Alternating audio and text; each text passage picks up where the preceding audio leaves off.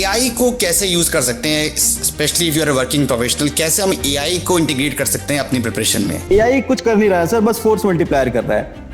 अगर मैं उसको समझा सकता हूँ कि मुझे इस टाइप के नोट्स चाहिए तो वो बना देगा, बट मुझे पता होना चाहिए मुझे चाहिए क्या। तो करंट अफेयर्स के लिए अगर आप वर्किंग प्रोफेशनल हो तो क्या स्मार्ट स्ट्रेटजी होनी चाहिए कि आप करंट अफेयर्स को टैकल भी कर लो और आपका टाइम भी ना जाए? आई थिंक पहले अटेम्प्ट में थोड़ा सा उसको ढिलाई दे सकते हैं कि आप पहले अटेम्प्ट में सिर्फ वो एनुअल कंपाइलेशन पढ़ें, क्योंकि सोशल मीडिया का यूज क्या हम कर सकते हैं?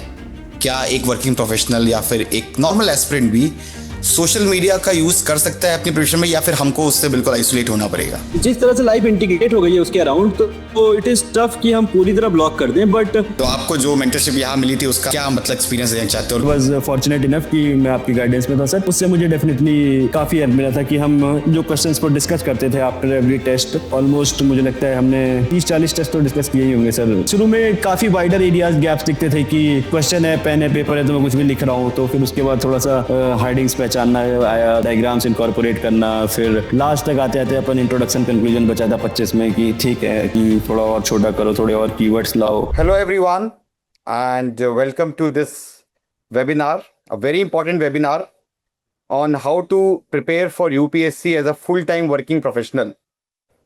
So I believe if you see the UPSC list, you will see a lot of aspirants, a lot of rankers getting selected, being work full-time, because UPSC जो है जिस टाइप का रिस्की गेम हो गया है, it is now become very risky कि you leave your job and then you prepare full time.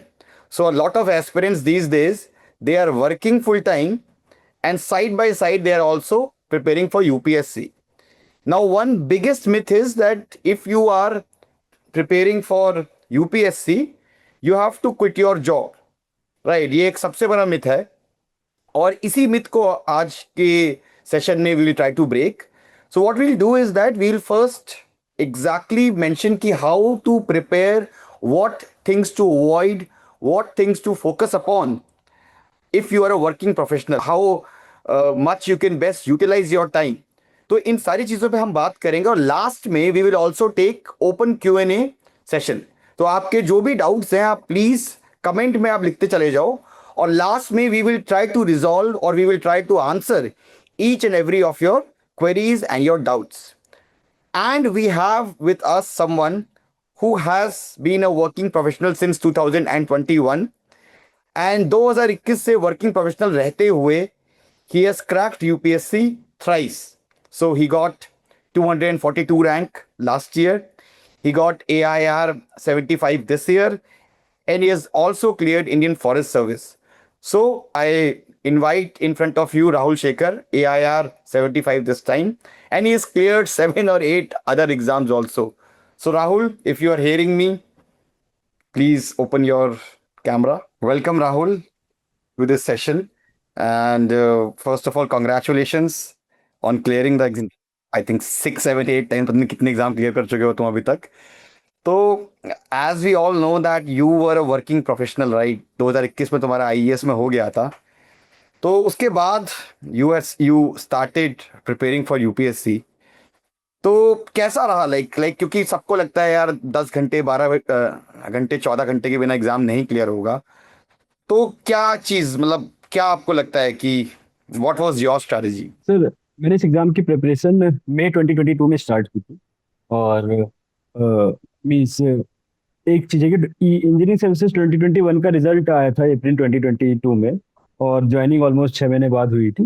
तो means towards the 22 के एंड में ज्वाइन किया था मैंने, तो ऑलमोस्ट 6 मंथ्स का लीवे पीरियड मिल गया था। तो उसमें मैंने फाउंडेशन कोर्स किया था। बट जो चीज़ मुझे लगता है ओवरऑल जो वर्क की, उसमें सबसे बड़ा रोल क्लैरिटी का रहेगा सर, और कंसिस्टेंसी का सर। तो मीन्स यस, जो है ये बात है कि मीन्स मोस्ट लोग बिलीव करते हैं कि ज़्यादा आवर्स से बेनिफिट होगा, ज़्यादा आपसे बेनिफिट होगा, but not without having due clarity कि how to go about each paper. तो आपने एक डॉक्यूमेंट हमें आज भेजा था कि एग्जैक्टली आपने किन किन इश्यूज़ पे ज़्यादा वर्क किया था, तो मैं उस डॉक्यूमेंट को भी खोलता हूँ। हम एक एक पॉइंट को हम लोग डिस्कस करते हैं और देखते यस हैं क्या डेफिनेटली। निकलता है। ठीक है, तो I am sharing my screen everyone. तो सबसे पहली चीज जो हम लोग बात करते हैं तो note making, right? Note making तो आई थिंक कैसा रहा था आपका? I think being a working professional, note making is a very tedious process. So what was your game plan, like exactly how did you approach note making? क्योंकि लोगों का बहुत time notes में ही waste होता है. सर मीन्स सब कुछ मैंने परफेक्ट नहीं किया था, बट कुछ चीजें मैं आगे सीखा। और अगर मैं अब इन मीन्स सिंपलेस्ट वर्ड्स पुट करना चाहूँ तो नोट्स खुद से नहीं बनाने चाहिए। हमको जो जो चीज़ें एग्जाम के लिए चाहिए क्लैरिटी के एस्पेक्ट में अगर हम बात करें, तो सबसे पहले है फाउंडेशनल अंडरस्टैंडिंग।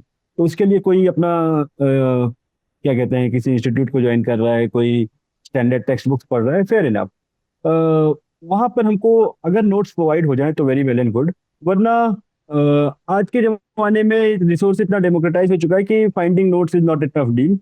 और वो नोट्स यूजेबल इंसान तभी होंगे इंसान के लिए जब उस बंदे को या पर्सन को फाउंडेशनल क्लैरिटी हो चुकी है कि what does he knows about, say for example neap tide या कोई भी टाइड्स आ रहे हैं, तो उसको उस चीज की समझ होनी चाहिए कॉन्सेप्चुअल, कि नैनो टेक्नोलॉजी क्या है या फिर बेसिक स्ट्रक्चरिंग डॉक्ट्रिन का इवोल्यूशन कैसे हुआ। तो अगर जब तक वो चीज समझ आ रही है तब तक वो पर्सन कोई भी नोट्स पिकअप कर सकता है। और मुझे लगता है कि सर एटलीस्ट 3 या 4 टीयर के नोट्स होते हैं। पहला तो हो गया जो आपने बुक्स पढ़ लिया या क्लास नोट्स कर लिया। उसके बाद विद टाइम नोट्स कंसाइज पे कंसाइज होते जाने चाहिए। फिर मेंस के लिए थीम वाइज 1 पेजर है। फिर हो सकता है आपने और रिवाइज कर लिया तो आपको और क्रिस्प नोट की जरूरत है, तभी आपका रिवीजन आइट्रेशन टाइम कम होता जाएगा। एंड लास्ट में हो सकता है कीवर्ड से ही काम बन जाए। हाँ, आई थिंक ये चीज आपने बहुत अच्छी बोली कि लेवल ऑफ नोट्स बहुत इंपॉर्टेंट है. क्योंकि आप अगर स्टार्टिंग में ही लास्ट में रिवीजन नोट्स बना लोगे तो आई थिंक वो चीज़ तो आपको शायद समझ में भी नहीं आएगी, राइट? यस। तो आई थिंक सबसे पहले तो वो जो कॉन्सेप्चुअल अंडरस्टैंडिंग वाले नोट्स होते हैं, आई थिंक नोट्स का जो यूजेस है वो भी आपका ओवर टाइम चेंज होता रहता है, राइट? तो आपने नोट्स के लिए आपने डिफरेंट डिफरेंट इंस्टीट्यूट्स का अच्छा मटेरियल लेके उसको काइंड ऑफ क्लब किया था, कंसाइज किया था. Yes sir, over the year सही हुआ। मीन्स 2023 में मुझे कोई क्लैरिटी नहीं थी सर एग्जाम की। बस तो फाउंडेशन कोर्स खत्म हुआ था, मैंने प्री निकल गया, मेज दे दिया था सर। बट मैं बस पानी में गोते मार रहा था सर, ऐसा कुछ पानी। 24 में फिर यस क्लैरिटी आना स्टार्ट हुई। हम उस पर मीन्स हमारे साथ भी थे अपन डिस्कशन में membership। वहां से थोड़ा चेंज होना स्टार्ट हुआ। चलो हम नेक्स्ट नेक्स्ट पॉइंट पे आते हैं, which is because as we all know that being a working professional एक सबसे बड़ा एक हर्डल होता है कि आपके पास टाइम नहीं है. और इतना कुछ है, यूपीएससी का syllabus is so vast that the whole idea is that कि क्या चीज, what we need to read and what we need to ignore, right? तो कैसे, like how did you prioritise कि क्या करना है, कैसे करना है एंड ऑल? और उसमें पीवाईक्यू का क्या रोल था? Sir, PYQ is actually the language through which examiner communicates to us. Yes, UPSC का सिलेबस बहुत वाइड है, बट आई थिंक कि मीन्स आप ऑफ कोर्स अगर आप 100% सिलेबस कर लेंगे तो आपको 100% क्वेश्चन आते होंगे। बट हमें एक चीज और कंस्ट्रेंट में रखना है कि एक तो टाइम है ही सर वर्किंग प्रोफेशनल के लिए, बट जिनके पास टाइम है भी, एक्स्ट्रा भी अवेलेबल है, एक और के बॉटल नेक है, एक और लिमिटिंग फैक्टर है कि मेंटल कैपेसिटी। कि अगर कोई सब कुछ पढ़ भी रहा है तो can he actually ingest it. I don't think anyone has the ability कि वो ढेर सारी ग्रंथ याद कर सके। तो it is better to work on the skill part. Pre में भी कुछ हद तक है, मेंस में ज्यादा उसका रोल है। पर मीन्स आंसर राइटिंग का या ऑप्शंस के लिए सबके अलग अलग होगा। तो can if a person can develop और dedicate more time towards that skill, कि how can you generate more number of points या how can you create greater impression on the mind of the examiner, and that is to a great extent independent from the knowledge aspect। तो मुझे लगता है कि sir yes 80-20 rule हमने पहले भी discuss किया था सर। तो कौन सी चीजें हैं जो मोर प्रोबेबल है, तो जो चीज पीवाईक्यू में है वो तो एटलीस्ट डेफिनेटली 80%, 20% में है। 20% ऑफ द सिलेबस जो 80% ऑफ द क्वेश्चंस को या जो आपको 80% वैल्यू देंगे, तो वो चीजें तो डेफिनेटली है सर। उसके अलावा मोर इंपॉर्टेंट थीम्स या करंट अफेयर्स के वो थीम्स जिन पे एनालिसिस पॉसिबल है। जिस पे एनालिसिस पॉसिबल नहीं है वो प्रीलिम्स में आ सकता है, जिस पे एनालिसिस पॉसिबल है वो मेंस में आ सकता है। तो उस तरह से सोचने से सर मुझे लगता है कि one can save time and effort also. Yes sir, इसीलिए सर ये होता है, मतलब एक लाइन और ऐड करूँ मैं तो, कि जो लोग 12 घंटे भी पढ़ रहे हैं और ज्यादा बुक्स भी पढ़ रहे हैं, that definitely that does not necessarily transpire into greater marks because mental capacity is also a bigger constraint, sir. बिल्कुल बिल्कुल। आई थिंक ये चीज़ बहुत अच्छी भी बोली गई कि यार एंड ऑफ द डे हमको ये भी देखना है कि क्या हम सब कुछ पढ़ सकते हैं। भाई हमारा ब्रेन में अगर हम इतना सारा इंफॉर्मेशन एक साथ डाल देंगे, if we read everything under the sun, do you think we will be able to recall? So it's better to focus. If you are a working professional, you have to be very very selective and choosy, and this is what also you have said. चलो moving on lectures का, तो आप जैसे बोल रहे हो कि आपने फाउंडेशन किया था, तो Yes. आपने आप वहाँ आप जाते थे क्लास में जाके देखते थे पूरा, या लाइव देखते थे, या इट वाज रिकॉर्डेड? सर मैं तो ऑलवेज रिकॉर्डेड देखता था। इनफैक्ट मुझे तो ऐसा लगता है कि अब अगर मैं और अच्छा ओपिनियन के हो पाएगा, क्योंकि 23 में तो sir I was also a beginner, तो एटलीस्ट ऐसा बैच लेना चाहिए 2-3 महीने पीछे से चल रहा हो, ताकि आप जो चीज बाकी लोग 9-10 मंथ्स में कर रहे हैं, आप उसको 5-6 मंथ्स में करके निकल जाइए। क्योंकि सर उससे ये है ना, मुझे मुझे जो लगता है, most of the things are not very tough conceptually. Yes, width है सिलेबस में, बट कोई बहुत ज्यादा मीन्स मोस्ट कॉन्सेप्चुअल चीज या most tough to comprehend thing होगी, से फॉर एग्जांपल कि हाउ कोरिलेट्स फोर्स वर्क्स या how macro economic forces are working. Sir इससे ज्यादा कॉन्सेप्चुअल डेप्थ सिलेबस में कम है, विड्थ है। बस आप उसको ऐसा कर सकते हैं कि आप दिन में 1.5 या 2 लेक्चर्स का बना रहे हैं और सीक्वेंस, और आपने जो आज पढ़ा वो उसको रिवाइज किया, और आप चाहे तो कल का भी रिवाइज कर लें, ताकि एक बार में 2 राउंड पढ़ाई चलते जा रही है और 1-1.5-2 लेक्चर पर डे होते जा रहे हैं, तो आप ऑलमोस्ट 6 मंथ्स में 7 मंथ्स में फाउंडेशन पार्ट से आप आगे बढ़े और जल्दी से आंसर राइटिंग पकड़े। Answer writing is actually the stage where means mains is actually the stage where one get selected. Yes, interview का डाइवर्जेंस बढ़ा है 800 820, one should start finish syllabus at the move on to answer writing. ठीक है। Next is mentorship. तो आप जो कि जैसे कह रहे हो कि आपने 23 में भी किया था, फिर 24 में हम लोग भी मिले थे, तो मेंटरशिप का क्या रोल रहता है इस प्रिपरेशन जर्नी में, if and specially if you are a working professional? Since time is the only currency, since time is the most important currency here, we need someone to tell us. We can means 1 year or 2 year or even 3 year, 4 year, 5 year is too short a time to experiment everything, and thus we need people who had learned from others' journey, who have been professional in this field. Means mentorship is again a very professional paradigm, because the nature of competition इतना intense है sir, कि if you are means not 100% there, someone will be more than willing, more putting more efforts, more showing more hunger, and thus sir जो means अपने मैं personal case से ही बताऊं sir, अगर मुझे मीन्स 23 में मुझे एकदम जैसे मैंने बताया कि मुझे हवा में कुछ मतलब पता नहीं चल रहा था हो क्या रहा है, मीन्स में पहली बार मीन्स लिख रहा था मैं, प्री के बाद आंसर राइटिंग स्टार्ट किया था, तो बस हो गया सर जैसे तैसे उस साल। बट 24 में फिर अगर स्ट्रक्चर्ड तरह से थॉट प्रोसेस को डिसिप्लिन मीन्स मेरे को अगर वो आंसर 720 नंबर लाके देते या 770 लाके देते, उसके बीच का डिफरेंस उसी में सर पूरा गेम था, और उसी में फिर सिलेक्शन डिसाइड होता है सर। तो वही बस सेम नॉलेज होती, सेम एफर्ट होता, बस डायरेक्शन की बात है सर कि क्या मैं अपने थॉट प्रोसेस को डिसिप्लिन कर पा रहा हूँ या नहीं। तो उस चीज के लिए डेफिनेटली मेंटरशिप हेल्प करती है सर। ठीक है ठीक है। तो आपको जो मेंटरशिप यहाँ मिली थी उसका कुछ क्या मतलब एक्सपीरियंस देना चाहते हो, और क्या आपको लगता है कि उस चीज़ कैसे हेल्प करती है? सर जैसा मुझे लगता है सर कि मेंटरशिप में भी एक कैच है सर कि अगर आपके मेंटर कॉम्पिटेंट नहीं है, इफ तो उसका कोई पर्पज नहीं है सर, वो तो फिर मीन्स अदर वे राउंड ही जाएगा आपको और डिसएडवांटेज ही देके जाएगा। But I was fortunate enough कि मैं आपकी गाइडेंस में था सर, तो उससे मुझे डेफिनेटली काफ़ी हेल्प मिला था कि हम जो क्वेश्चंस को डिस्कस करते थे आफ्टर एवरी टेस्ट, ऑलमोस्ट मुझे लगता है हमने 30-40 टेस्ट तो डिस्कस किए ही होंगे सर, 24-25 मिला के। तो वही शुरू में काफी वाइडर एरियाज गैप्स दिखते थे कि बस मींस क्वेश्चन है, पेन है, पेपर है, तो मैं कुछ भी लिख रहा हूँ, तो फिर उसके बाद थोड़ा सा हार्डिंग्स पहचानना आया, फिर डायग्राम्स इनकॉर्पोरेट करना, फिर लास्ट तक आते आते अपन इंट्रोडक्शन कंक्लूजन बचा था 25 में कि ठीक है थोड़ा और छोटा करो, थोड़े और कीवर्ड्स लाओ। तो ये सर वो बेहतर हुआ सर। चलो नेक्स्ट पे चलते हैं हम। टाइम, हाँ अब ये बताओ कि आप का टाइम टेबल क्या था? मतलब क्योंकि एक सबसे इम्पोर्टेंट चीज़ है कि भाई आपके पास 4 घंटे हैं, 6 घंटे हैं, तो how did you manage your time? कैसे आप डिवोट करते थे टाइम? सर हर फेज में सेम नहीं होता है। जैसे मैं 23 में पहला अटेम्प्ट था, तो उस साल सबसे ज़्यादा इशू था, बिकॉज क्लास भी चल रही थी और रिवाइज भी करना था। तो आई थिंक कि हमें कोई ऑफिस में भी है सर, तो मुझे लगता है कि 8 घंटे का ऑफिस आवर है, 1 घंटे का ट्रांजिट मान लीजिए, 9 आवर्स। तो 9 में से कोई ऑलमोस्ट 3-4 घंटे या 2 घंटे वहां पर भी निकाले जा सकते हैं सर। तो उसके लिए हमें ऐसी चीजें बचा के रखनी चाहिए जिसके लिए अटेंशन स्पैन बहुत ज़्यादा नहीं चाहिए।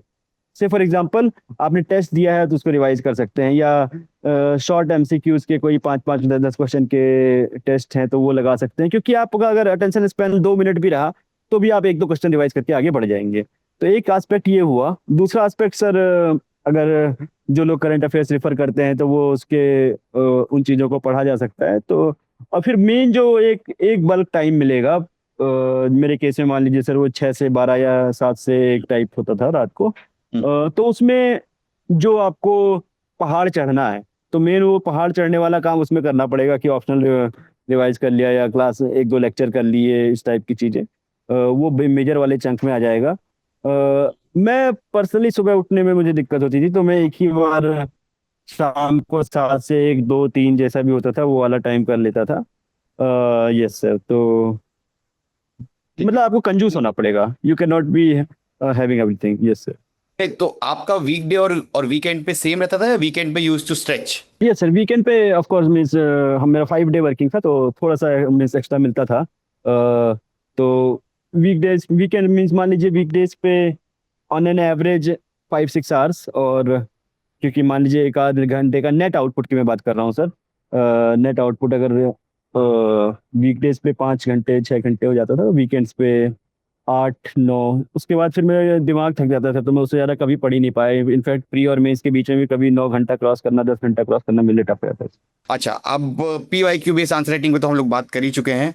कंसिस्टेंसी, इस पे हम थोड़ा सा लंबा आपसे बात करना चाहते हैं कि क्योंकि होता क्या है कि जब आप वर्किंग प्रोफेशनल हो तो आपके ऑफिस टेंशन भी होती हैं, ऑफिस पॉलिटिक्स भी होगी, ठीक है। कहाँ से वो लोग कंसिस्टेंसी और अकाउंटेबिलिटी जो है वो चीज़ कहाँ से आती है? Sir, I was always aware कि for a thing that requires passion I can not be 90% there or 80% there. उससे अच्छा है कि मैं ना करूँ, ऑफिस ऑफिस कर लूँ और लाइफ है मतलब बाकी दिन एंजॉय कर लूँ, क्योंकि ये जॉब भी डिसेंट थी सर। इंजीनियरिंग सर्विसेज में वर्क कर रहा था, CPWD में। तो कंसिस्टेंसी, मुझे जो इंटरनल ड्राइविंग फैक्टर थे, एक तो ये था सर कि मैं पहले सिविल सर्विस ही करना चाहता था। मैं अभी भी इस क्वेश्चन का जवाब ढूंढता हूँ कि अ, अब जो होने के बाद, कि क्या मुझे सिविल सर्विस पहले करना चाहिए था और ES बाद में अगर नहीं होता तो। बट ठीक है, जैसा अब तो जो भी है वही है सर। बट मुझे ये चीज़ था कि मुझे करना तो है, बट मैं कॉलेज में towards the end of the college years में थोड़ा सा एकेडमिकली लैग कर गया, बैकलॉग्स थोड़े हो गए, तो मुझे लगा कि पहले थोड़ा ग्राउंडेड हो लेते हैं कुछ। Yes sir. Hmm. Civil services का क्लियर हो जाने के बाद, या फिर जब आप गेम में आगे बढ़ जाते हैं तब क्लैरिटी आना is different thing. But civil services के साथ वो ऑरा या मेंटल ब्लॉकेड है सर कि yes this is a big deal. तो वो था, इसलिए मैंने नहीं किया। बट फिर मुझे करना तो था सर। और फिर मैं सर्विस में भी था सर, वहाँ पे भी मैं देखता था कि हमारे मीन्स IAS या ये जो है IPS या ऐसे सर्विसेज हैं सर, इनका they have a higher standing definitely to some extent, foreign services. तो उसने भी मुझे प्रोफाइल किया।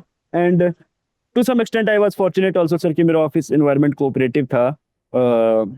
एंड यस सर, तो ये मेजर फैक्टर्स थे। और बाकी सर फैमिली का मीन्स सपोर्ट था, फैमिली का तरफ से मीन्स शुरू से कंडीशनिंग भी थी सर इस टाइप से, तो उन फैक्टर्स ने भी प्ले किया। बट आई बिलीव कि मोटिवेशन जो इंटरनल है वही को ड्राइव कर सकता है, बिकॉज आप किसी और के कहने से आप सालों साल नहीं बैठ सकते। हम्म। उसके लिए सर आपको खुद ही पुल आना पड़ेगा। एंड अकाउंटेबिलिटी सर, मुझे लगता है कि मैं हर सैटरडे या संडे को वीक या अगले 5-7 दिन के गोल्स लिख लेता था उसको, फिर रात को रोज रात को सोने से पहले अगले दिन का टारगेट बना लेता था। एंड इस चीज के मुझे लगता है कि ये चीज मैंने बहुत रिलीजियसली की है। बहुत चीजों में मैंने ट्राई की है शॉर्टकट्स लाइक नोट मेकिंग या इन चीजों में, बट इस चीज को मैंने बहुत डिलिजेंटली फॉलो किया है। मेरे पास अभी भी ऑलमोस्ट 2019 में मैं ग्रेजुएट हुआ हूँ, जुलाई अगस्त में, तो ऑलमोस्ट 5-6 साल का डेटा वर्क मैंने कितनी कितनी पढ़ाई की। तो मैं अपने आप को धोखा नहीं देना चाहता था, मैं दे पाया सब, तो मुझे लगता है उस चीज ने काफी हेल्प की। आई थिंक ये चीज़ बहुत अच्छी भी बोली आपने कि जब तक एक वो भूख नहीं होगी, क्योंकि आईएएस और ये एग्ज़ाम ऐसा नहीं है कि आप किसी के डर से कर सकते हो। इसके लिए वो अंदर एक भूख चाहिए होती है कि भाई you have to do it. और उसके लिए जो आपने कहा कि एक मोटिवेशन आपको ढूंढना पड़ता है कि मेरे को ये करना है। जैसे आपने देखा कि आपने आईएएस लोगों को काम करते हुए देखा, जो उनका फील्ड ऑफ वर्क देखा, डाइवर्सिटी देखी, तो उसने आपको काफी मोटिवेट किया। तो this is a very important thing that all the people who are also watching this, कि भाई आप जो है एक मोटिवेशन लेके आओ। और कोई भी जो आपका, it could be one kind of motivation, but that motivation should actually propel you to prepare. और जो भी लोग हैं यहाँ पे, प्लीज आप अपने क्वेश्चंस भी डालते जाओ, because at the end we will take and we will try to address each and every question of yours. चलो नेक्स्ट पे आते हैं हम। नोट्स एंड आंसर राइटिंग तो हमारा हो ही गया। हाँ, नेक्स्ट चीज़ है कि जैसे फॉर एग्जांपल फिल्म्स, क्या कुछ एरर बुक्स वगैरह भी थी कि मतलब हाउ डिड यू, बिकॉज ठीक हो मॉक आप दे रहे हो ठीक है, लेकिन कुछ इस टाइप की आप चीज़ करते थे कि भाई टेस्ट देने के बाद मैं मतलब अपनी एक गलती का analyse, not just for prelims also for mains, जो एक सेल्फ एनालाइज होता है, एक सेल्फ ऑडिटिंग होती है अपने आप को। तो do you use to do these things? Yes sir. Prelims में मींस टाइप ऑफ एरर्स ज्यादा हो जाती हैं, तो यस उसको बनाना पड़ता है एक, बिकॉज अगर आपको फास्टर एस्केलेट करना है तो you have to be smart enough, you have to means do some things which might sound unconventional या which might also bring out inertia. So sir error book means जैसे कि 2-3 type के हो सकते हैं। एक सब्जेक्ट ओरिएंटेड की, yes इस सब्जेक्ट में मेरा ये पार्ट वीक हो रहा है, तो फेयर इनफ आप ऐसे कितनी चीजें ढूंढ सकते हैं। 5-7 सब्जेक्ट हैं, 7 सब्जेक्ट में 50 मिल जाएंगी, 50 एरियाज आप एक हफ्ते में इंप्रूव कर सकते हैं। और फिर सेकंड में होता है कि सर जहाँ पे मैं साइकोलॉजिकली ट्रैप हो जा रहा हूँ, तो वो चीजें फिर आपको बार बार रीइंफोर्समेंट करनी पड़ेगी। एंड इट्स लाइक कोई गंदी आदत छोड़ना कि हाँ एक बेट पड़ा हुआ है कि ऑलवेज ये सब, तो वो बेट पिक नहीं करना है ना। तो वो बेट पिकअप ना करने का स्किल डेवलप किया। और मेंस में सर मेंस में तो सर मुझे लगता है कि टाइप्स ऑफ एरर्स कम होती हैं, बट मेंस में स्टार्ट अच्छे से करना इज वेरी डिफरेंट इंपॉर्टेंट, क्योंकि अनलर्न करके रीलर्न करने का प्रोसेस बहुत टफ है। अगर आपकी टेंडेंसी हो गई कि आप 4-5 लाइन के पॉइंट्स लिखने लग गए हैं, it is very tough to go back to writing points of 1.5 line, कि आपने एक कीवर्ड लिखा उसके बाद उसका सब्सटेंशिएशन दिया एकदम डेटा रिपोर्ट या एग्जांपल से। तो मैं इसमें थोड़ी आदत थी मेरी 23 में, बट उसको फिर थ्रू कंसिस्टेंट एफर्ट मैंने 24 में दूर किया, बट जितना नहीं हो पाया था उसको 25 में ज्यादा एफर्ट किया। अच्छा, एक चीज और जिस पे हम काफी अच्छे से बात भी करेंगे, क्योंकि एक वर्किंग प्रोफेशनल की सबसे बड़ी दिक्कत होती है लीव्स वाली, कि भाई आपको लीव्स कैसे लेनी है, कब लेनी है। तो वो उसके बारे में like what how did you manage that? यहाँ पर जैसे हमारे पास पीएल ईएल एचपीएल जो भी है, तो सर ऑलमोस्ट आपको सब कुछ प्री और मेंस के बीच में बचा के रखना पड़ेगा, क्योंकि there is a fair chance कि आपने कम पढ़ा हो और आपका प्रीलिम्स निकल जाए। There is again a very fair chance कि आपने बहुत पढ़ा और प्रीलिम्स ना निकले। बट मेंस में the degree of effort you put is always going to be proportional to the marks you score. Of course direction के या क्लैरिटी के भी प्रोपोर्शनल रहेगा, बट तो मोस्ट ऑफ द लीव्स में प्री और मेंस के बीच में यूज करता था। मान लीजिए कि आप क्लबिंग कर सकते हैं कि ठीक है सैटरडे संडे मंडे के साथ आपने 2-3 दिन वहाँ यूज़ कर ली, तो आपके 3 दिन यूज़ करके आपको 5 दिन की छुट्टी हो गई। इस टाइप की कुछ चीज़ें करके फिर आप अगर आपके ऑफिस स्टाफ कोऑपरेटिव है तो आप मीन्स थोड़ा आपको एक्स्ट्रा हेल्प हो जाएगा, वरना थोड़ा टफ पड़ेगा। बट जितना आप जैसे आपको जितना भी लीव्स आपको यूज़ करना है प्री और मेंस के बीच में ही करना चाहिए। एट बेस्ट आपको प्री से 5-7 दिन पहले कर लेना चाहिए कि आपका दिमाग सिर्फ फोकस्ड रहे। तो प्री से पहले वाला वीक यूज कर सकते हैं, बट मोस्टली आपको मेंस और प्री के बीच में यूज करना। अच्छा, ऑफिस आवर्स में, क्योंकि ऑफिस आवर्स में ठीक है हमारे पास 8 घंटे 9 घंटे रहते हैं, क्या कुछ उस टाइम को भी हम यूज कर सकते हैं? और अगर हम यूज कर सकते हैं तो किस चीज के, like what which area of studies we can focus upon if let's say we want to use some time, जो टाइम पे हम खाली हैं ऑफिस में, तो क्या चीज वहां पे हम पढ़ सकते हैं? Sir, I think things which require shorter attention span, like prelims के आपने टेस्ट दे लिया, उसको रिवाइज करना, तो एक क्वेश्चन का अटेंशन स्पैन है करीब आधा मिनट, 1 मिनट, 1.5 मिनट। हम्म। तो आप वो हो सकता है कि आपको एक बार डिस्टर्बेंस के बीच में आपने 5 क्वेश्चन रिवाइज कर गए हैं, तो 10 बार भी डिस्टर्बेंस होगा, 15 बार भी हुआ, तो आप 1-2 पेपर तो दिन के रिवाइज कर सकते हैं। इसी कारण आपको पेपर लगातार देने की आदत भी बन जाएगी। तो मैं तो 23 में यही करता था सर, कि दिन में टेस्ट लगा लिया, और ट्रेनिंग में क्लास चलती थी तो उसके बीच में ठीक है, क्लास में आंसर शीट खोल करके रिवाइज कर लिया, और 24 में ऑफिस था तो यस सर, मीन्स इस टाइप की चीज। अगर लेक्चर भी हो सकता है सर, बट पढ़ाई करना बहुत टफ है, नोट्स पढ़ना बहुत टफ है, बिकॉज अगर आपने एक पेज पूरा नहीं पढ़ा तो आपको फिर से स्टार्ट करना पड़ेगा जीरो से, तो वो चीज़ ज़्यादा कंस्ट्रक्टिव नहीं हो पाती इन माई अंडरस्टैंडिंग। बट जो भी चीज़ें शॉर्टर अटेंशन स्पैन की, आप ये करंट अफेयर्स के अगर कहीं पे बुक मतलब बुकलेट पढ़ रहे हैं, या आप क्या कहते हैं, कोई छोटे टेस्ट लगा रहे हैं 10-20 क्वेश्चन वाले ऑनलाइन मोड पे, तो वो सब भी हो सकता है sir. Toppers copy, I think you will differ with me, तो टॉपर्स कॉपी को आपने यूज किया था या नहीं यूज किया था? सर टू बी ऑनेस्ट मैंने नहीं किया था सर। आई डोंट थिंक कि ये कोई बहुत अच्छी बात है, but means I trusted the process कि अगर आप ये लोग गाइडेंस दे रहे हैं तो रिफर करके दे रहे होंगे, और तो मैं अभी छोड़ देता हूँ ये चीज़। और वो चीज़ रिजल्ट देने लगी सर, अगर नहीं दे रही होती तो मैं definitely as an secondary plan करता, लेकिन बोले अभी ठीक है, वर्क कर रही है। और एक आध बार देखी थी सर कि अच्छा लोग कैसे लिख रहे हैं, तो वो देखा था। ऐसा नहीं कि मैंने बहुत लोगों को देखा कि टॉपर कॉपी से नोट्स बनाने, but that is not a good strategy, because उस पर्सन ने 7 मिनट में आंसर लिखा है या 10-11 मिनट में लिखा है, अब वो होलिस्टिक नहीं लिख पाएगा। इट इज मच बेटर कि आप किसी नोट से वो चीज बना पढ़ ले, या अगर आपको और है तो एआई से पढ़ सकते हैं। बट टॉपर्स कॉपी इस चीज के लिए अच्छी है कि आंसर राइटिंग स्ट्रेटजी या स्टाइल सीखने के लिए, बट ये पॉइंट इंपॉर्टेंट है, वो पॉइंट इंपॉर्टेंट है, हर टॉपर भी under that pressure environment structural flaws होते हैं। ये चीज देखने के लिए अच्छा है कि रियलिटी में क्या कर पा रहे हैं, बट नोट्स एस्पेक्ट के लिए आई don't think it is a plausible strategy sir. अच्छा, एक चीज और है विच इज एआई, कि भाई क्योंकि अब एआई भी आ गया है, और एज अ वर्किंग प्रोफेशनल तो आपका काफी ज़रा टाइम क्रंच भी रहता है, तो एआई को कैसे यूज कर सकते हैं, specially if you are working professional, कैसे हम एआई को इंटीग्रेट कर सकते हैं अपनी प्रिपरेशन में? Sir I think AI is as good as your understanding. अगर आपको अच्छी अंडरस्टैंडिंग है तो एआई इज मैजिकल। अगर आपको फ्लॉड अंडरस्टैंडिंग है तो वो चीज, मतलब एआई कुछ कर नहीं रहा है सर, बस फोर्स मल्टीप्लायर कर रहा है।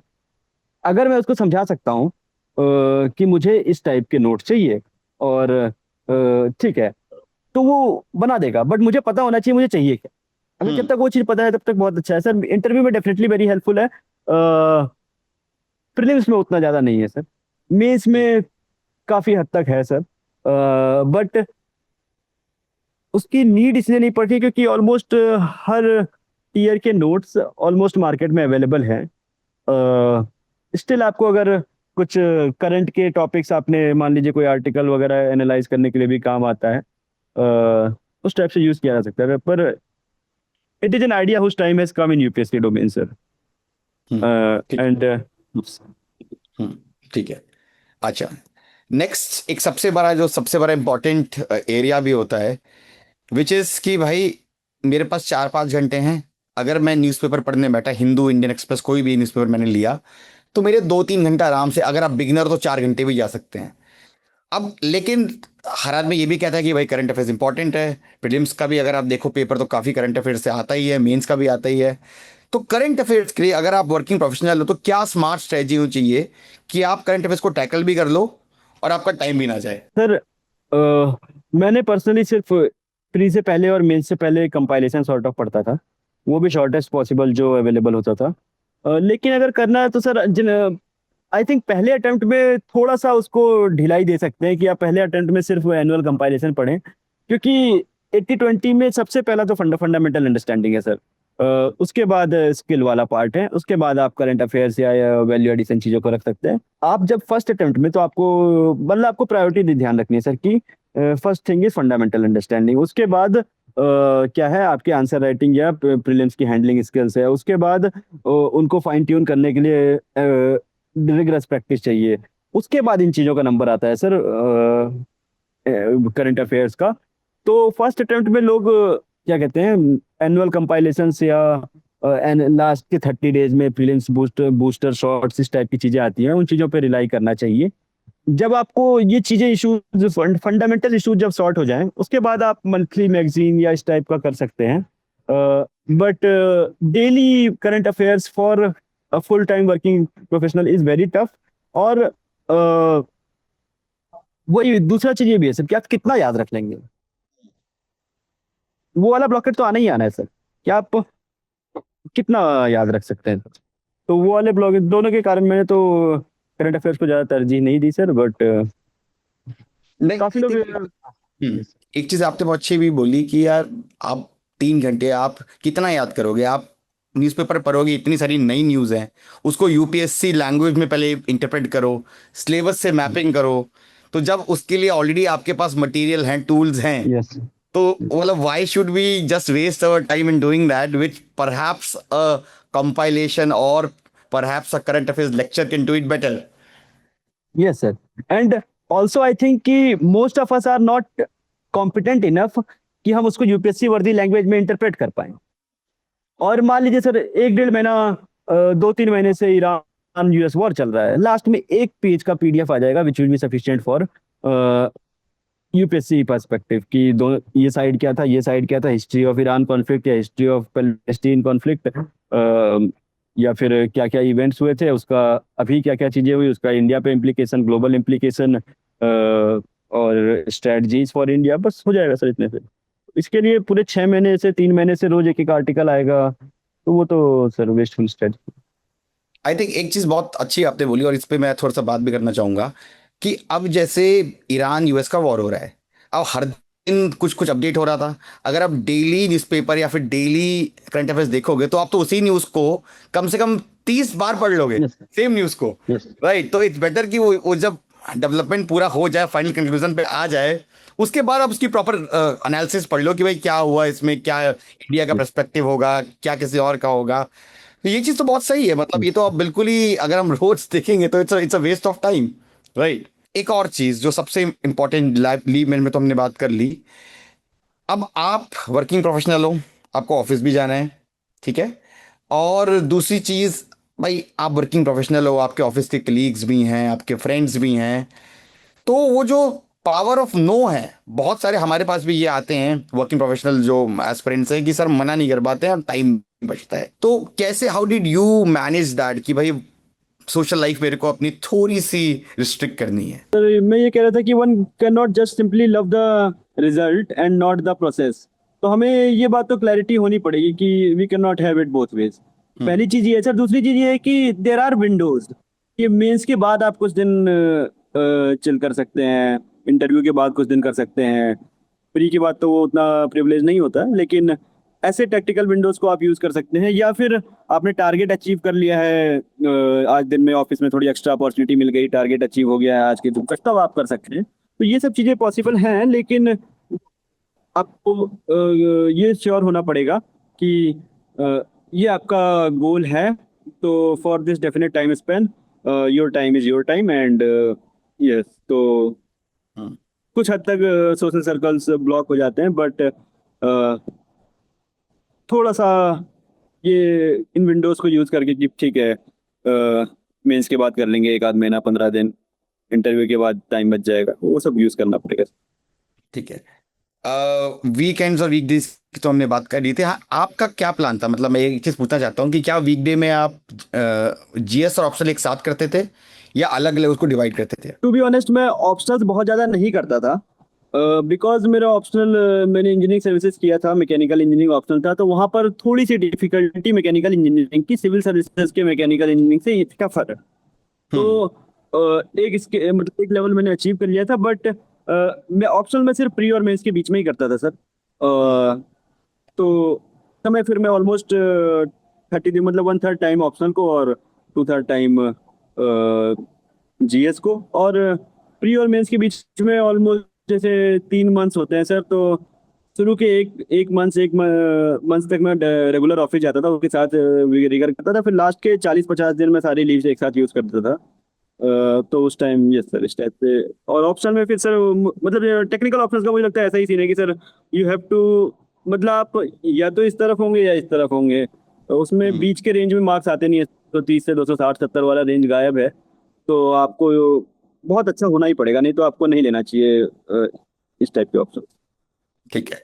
एक लास्ट चीज जो हम देखेंगे, उसके बाद फिर will take the questions. Social media का यूज क्या हम कर सकते हैं? क्या एक वर्किंग प्रोफेशनल या फिर एक नॉर्मल एस्पिरेंट भी सोशल मीडिया का यूज कर सकता है अपनी प्रोफेशन में, या फिर हमको उससे बिल्कुल आइसोलेट होना पड़ेगा? जिस तरह से लाइफ इंटीग्रेट हो गई है उसके अराउंड, तो इट इज टफ कि हम पूरी तरह ब्लॉक कर दें, बट बात हुई रहती है क्या आप अपने प्लान के प्रति अकाउंटेबल हैं कि नहीं, उसके उसको हो जाने के बाद, एग्जीक्यूट हो जाने के बाद, आपने दिन में ये प्लान बनाया था इतना हो गया है, तो आप थोड़ा कर सकते हैं, लेकिन टोटली कट ऑफ अगर कोई पॉसिबल है तो डेफिनेटली इट विल हेल्प। मैं पूरी तरह से नहीं था, लेकिन ऐसा नहीं था कि it was becoming a barrier for me in trying in my endeavour to achieve what I was trying to do daily sir. और कर भी रहे थे सर, ऐसा डिग्रेडिंग वाली चीज नहीं, ठीक है थोड़ा बहुत ट्विटर पे देख लिया तो थोड़ा सा पर्सपेक्टिव भी बनता है सर। हम्म। ठीक है। चलो, तो एक बार हम कुछ कुछ क्वेश्चंस दे लेते हैं जो लोगों ने पूछे हैं। अ, तो अ, पहला तो ये है कि अच्छा, I am working in private sector, how should I manage time between prelims and mains? तो बेसिकली प्रीलिम्स और मेंस अलग अलग करना है या इंटीग्रेटेड करना है, that is the main idea. क्योंकि ड्यूरिंग द वर्किंग आवर्स क्या ये पॉसिबल है कि हम प्री और मेंस एक साथ कर सकते हैं? वर्किंग आवर्स में तो सर मेंस का करना बहुत टफ है। या हम्म। फिर आपने मेंस का आंसर लिखा है, उसको जो इवेल्यूटेड शीट आई है उसको आप रिव्यू करना चाहें, या फिर आप मॉडल आंसर पढ़ना चाहें, ये सब चीजें हो सकती हैं, बट मेंस की आंसर राइटिंग ऑफिस आवर्स में कि आपको 20 मिनट का, आधे घंटे का एक साथ स्पैन मिल जाए, वो टफ है। अगर किसी को मिल रहा है लंच आवर्स में तो वो कर सकता है, बट स्टिल आप उस समय ऐसी चीजें रख सकते हैं कि जिनमें आपको या तो वीडियोस देखने हो या शॉर्ट स्पैन अटेंशन स्पैन वाली चीजें हो। बट आई थिंक वो ये भी पूछना चाह रहे हैं प्री और मेंस के बीच में मैं कैसे एक्स्ट्रा टाइम बाई करूँ। तो देखो, एक फैक्ट है कि प्री और मेंस के बीच में time is valued in gold. उस टाइम पे आपको कुछ हद तक अगर आप पॉसिबल है तो आप लीव लीजिए, जरूर लीजिए। अगर नहीं है तो मीन्स थोड़ा सा आपको पर्सनली बात करना पड़ेगा अपने ऑफिस स्टाफ से कि मेरे लिए बहुत वैल्यूबल अपॉर्चुनिटी है। मोस्ट लाइकली लोग समझ जाते हैं सर कि, हम्म। क्योंकि प्री तक लोग नहीं मानते हैं। प्री तक मानते हैं ठीक है बहुत लोग दे रहे हैं, लेकिन जब आप मेंस में आप फिल्टर्ड ग्रुप में पहुंच जाते हैं तो लोग ओपन इनफ होते हैं कि ठीक है। कुछ होते हैं ऐसे लोग सर जिनको खुद दिया हो ना हुआ हो, ऐसे लोग यूजुअली नहीं देते हैं लीव, लेकिन मोस्टली लोग दे देते हैं सर। हम्म। ठीक है। uh, Anushka has asked you, would it be worth to take MMP program when working full time? Yes, Anushka, I think देखो, MMP या फिर कोई भी ऑनलाइन प्रोग्राम है, जैसा राहुल ने बोला, आप ले सकते हो, लेकिन my recommendation would be that don't watch it live, right? Because you don't have time for that. So it's better that you use MMP or any other program of Sarthi IAS strategically. The idea is that कि आप recording देखो, और recording में भी I think आप वो part, अगर आपका लेट्स से फाउंडेशन हो गया है, तो आप वो पार्ट देखो जो आप लैक कर रहे हो कहीं ना कहीं। ठीक है ना? तो एक बार राहुल हम एक पूरा ना एक समराइज कर देते हैं चीज़ों को। तो as a working professional, right, we should start first by building foundation, right? Yes sir. And foundation में, yes sir, as as quickly as possible. हाँ, एंड मीन्स जल्दी खत्म करना है उसको। हाँ, एंड फाउंडेशन को आप जो है 2-3 महीने बाद वाला जो बैच जो जो स्टार्ट हो चुका है उसको आप ज्वाइन कर सकते हो, सो दैट आपके पास आप रिकॉर्डेड लेक्चर दे चुके हो और आप अपने आप अपनी पेस के हिसाब से उसको खत्म कर सकते हो। Once you are done with foundation, second step आ जाएगा आपका इनरिचमेंट। ठीक है, वहां पे यू कैन हाँ टेक मेंटरशिप या कुछ इस तरह से आप डील कर सकते हो, answer writing and all. And उसके ऊपर आता है फिर आपका करंट अफेयर्स, जो final icing on the cake होती है।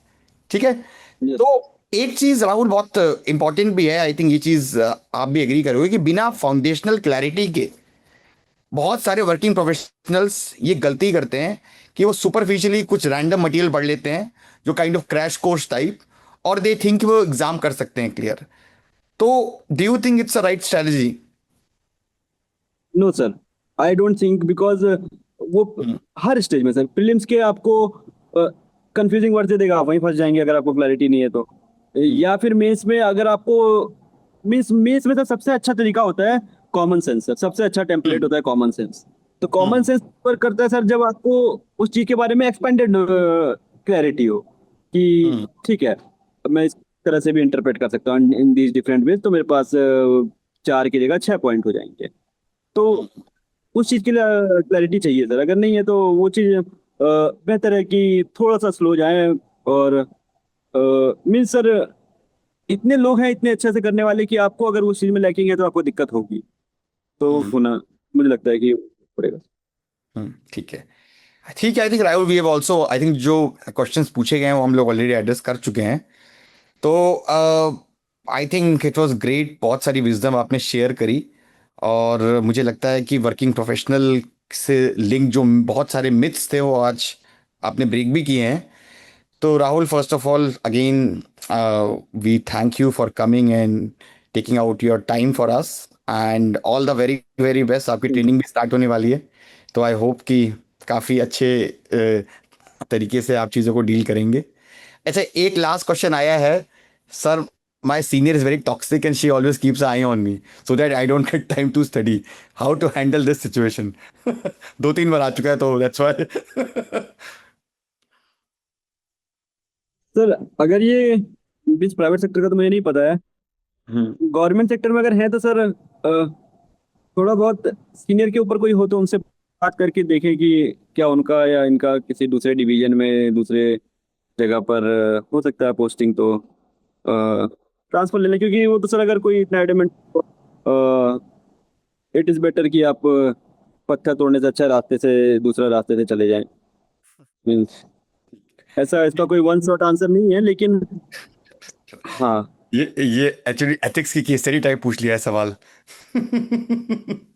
अच्छा। कुछ कन्वर्सेशन भी कर सकते हैं कि ठीक है, मुझे जो काम मिला है मैं उसको आपको कर को दे दूंगा एट दिस टाइम, बट आप अगर आप जैसे एडल्ट टू एडल्ट कन्वर्सेशन कर सकते हैं तो हो सकता है बेहतर ही रहेगा। ठीक है, ठीक है। Thank you Rahul, Rahul, and again all the best. Training आपकी स्टार्ट होने वाली, we wish you all the best कि आप ऐसे ही हम्बल रहो, ऐसे ही लोगों की हेल्प करते रहो। Thank you sir, thank you everyone for joining.